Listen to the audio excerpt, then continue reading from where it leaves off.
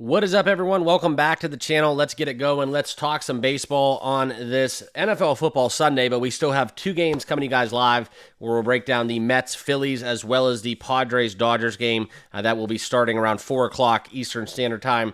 Okay, so I'm going to get into both of these games. Full disclosure, I will have two plays in both of them. I'm going to give you guys some angles and insight within some of the prop markets, as well as some of the trends and why I feel the way I do about both of these spots. Full disclosure, this was a kind of a wacky little Saturday with some crazy college football endings. We could talk about that for an hour, but I want to keep this video all about baseball because I'm sure you guys want to get on and get into your NFL Sunday.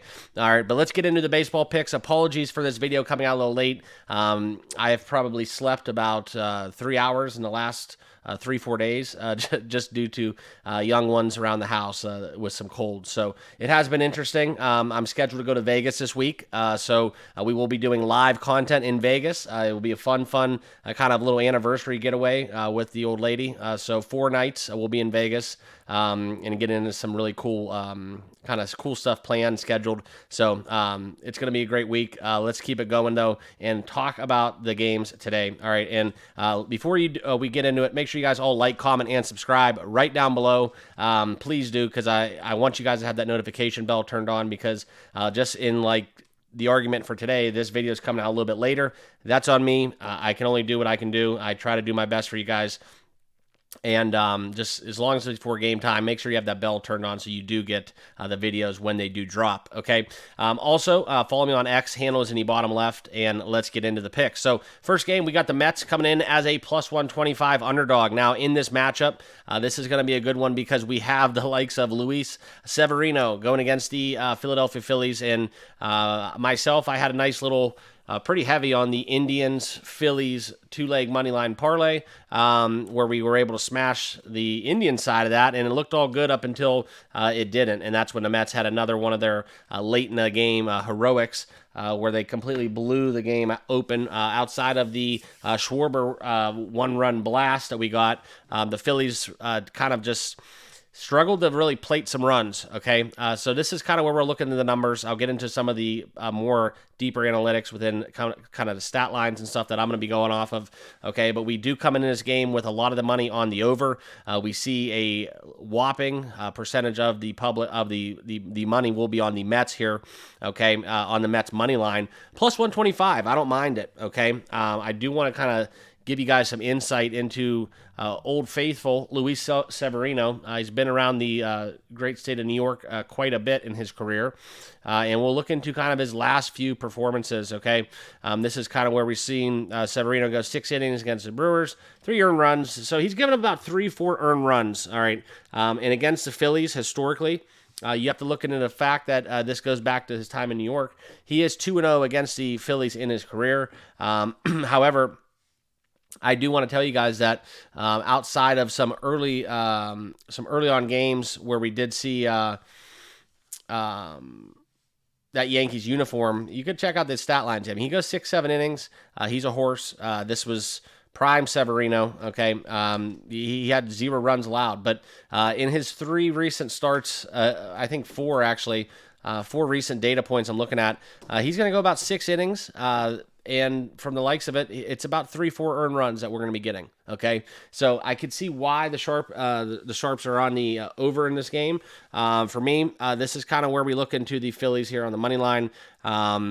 The Phillies are at home. They have to win game 2. You can't go 0-2. Can't go down 0-2 at home. And I think it's just too low of a number, okay? I do like Christopher Sanchez. This is something where we look into his recency, 2.21 ERA, okay? And that's kind of what we look into, where Sanchez comes in this game in a must-win spot. The Mets have quite a decent amount of left-hand hitters, so it's something where you do worry about that. But in the playoffs, all that stuff really doesn't matter. I think there's too much overcoaching, to be honest, that comes into the equation. That's just how I feel about it. I think that you need to just play baseball the way it's supposed to be played and let the players play. I think sometimes managers get caught up in the analytics, too much overcoaching, and you end up kind of getting the shorter end of their stick after you make too many of those mistakes, okay? But this is something where I do look to jump on Severino. I know the action's on the Mets. They're riding the bats, and that's fine. I do think we get a lot of runs here. I would dabble into the over 8 market. I don't like 8.5. If it was over 7.5, sure. But in this game, I look for Philly to bounce back at home. They've always been a good team at home, but it is kind of that first round bye curse. All right, we've seen it time and time again where teams just fail to deliver after having that layoff, and I think that's what we got from the Philadelphia Phillies yesterday. Okay, we will talk about the next game where that wasn't the case, but in this spot, I'm taking the Phillies. I am going to lay them here, and this is something where I do feel very strongly about this. I'm going to be taking Philadelphia on the first 5. Okay, so we do push, but we are going to be taking the first 5 money line. I'm laying $1.52 in this. Okay, I just think that this is a spot where we can have Severino give up his 3 runs over 6 innings, and as long as Sanchez doesn't give up 4, we're going to at least push on that bet. I know it's a lot of juice to lay, but I think it's where the value is, so I'm going to lay 152 to win 1 unit. All right, so that's where I'm at within the Philadelphia Phillies game. Lean towards the over. A couple other insights we wanted to talk about, though, if you do care to know. This is where we'll go into the first game, where we do have a couple of the storylines here where the Phillies are 9-3 in their last 12 games at home. So if you take that away from yesterday, they were 9-2, and the over has hit in their 5 of their last 7 at home, and the Philadelphia Phillies are 7 out of 22 covering that run line. I did play the run line yesterday. That was my only loss on the ticket. However, this is where I do like to just say, let's just go grab that money. Philadelphia ties the series 1-1. Okay, next game we're going to talk about is the Padres and the Dodgers, and this is one where we're going to look into kind of the number here. -140 for the Dodgers, and I got to tell you guys, I think I was the only one in America and worldwide that was on the Los Angeles Dodgers outside of the state of California. Well, I shouldn't say that because there's a lot of Californians that do like the Padres as well. So that's kind of a screw up on my part, but hey, we'll live with it, all right? Because we did cash a ticket, and I did like the Dodgers on a series price. I know the Padres and preferably the Mets have been the 2 best teams in baseball realistically. Probably the Tigers could be in that equation as well, but not so fast. We're still talking about the Dodgers. Everything changes once you come postseason. Pitchers matter, but quite frankly, they really don't.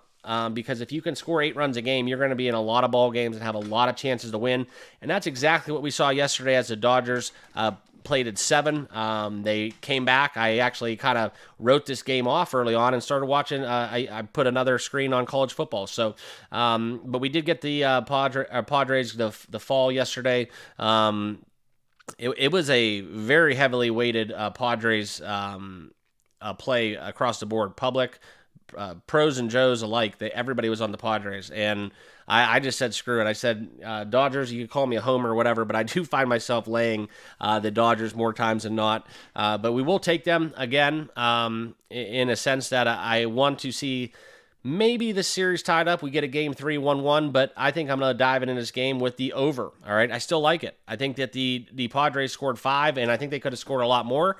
And the same thing can be said about the Dodgers. So whether or not we get a good old-fashioned slugfest, that's kind of what I'd rather see. I know there's all those baseball traditionalists. They want to see those 1-0, 2-1 games within postseason play. Not me. I want to see Ohtani. I want to see Machado. I want to see Mookie Betts. I want to see Freddie Freeman. I want to see all them guys taking laps around the infield. Okay, that's just how I feel about it. But the over has hit in 13 of the last 18 games that the Dodgers have been favored in, and this is a better matchup. It is better matchup, and it's a way better matchup as we talk about Yu Darvish and Jack Flaherty. We all know about Flaherty and kind of why. I mean, just do the math. I mean, Detroit, look at what they're doing. They sold. They sold on Flaherty, and they're still, in some people's eyes, going to make going to make the World Series. I don't really think so, and we can shout out the Chief there for that one. But anyways, I digress, and Roll Tribe, but we'll get into that tomorrow for the Monday breakdown where I go over the October 7th games. Hopefully, God willing, if the kids are feeling better, I'm going to be in attendance for that ball game. But that's something where I don't know if the missus will let me go with the trip to Vegas planned this week. We'll see if she can let me sneak out. But anyways, we'll talk about it a little bit more tomorrow, but I will look into this game. We're going to dive into kind of what we're seeing from Yu Darvish in his game logs that we have seen, okay, dating back to the last start in Arizona.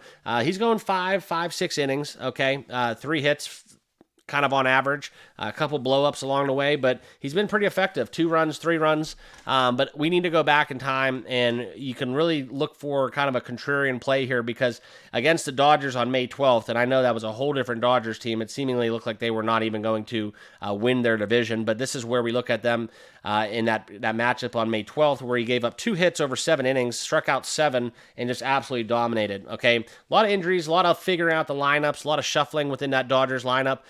But I just have this weird feeling, guys, that they are back. It's kind of a weird sleeper team that we're saying this, but for as chalky as the Dodgers are to win the World Series crown, I do think that there is a very strong possibility that they are getting underappreciated as we get closer to the World Series, writing that storyline and see which teams come out of the American League and National League.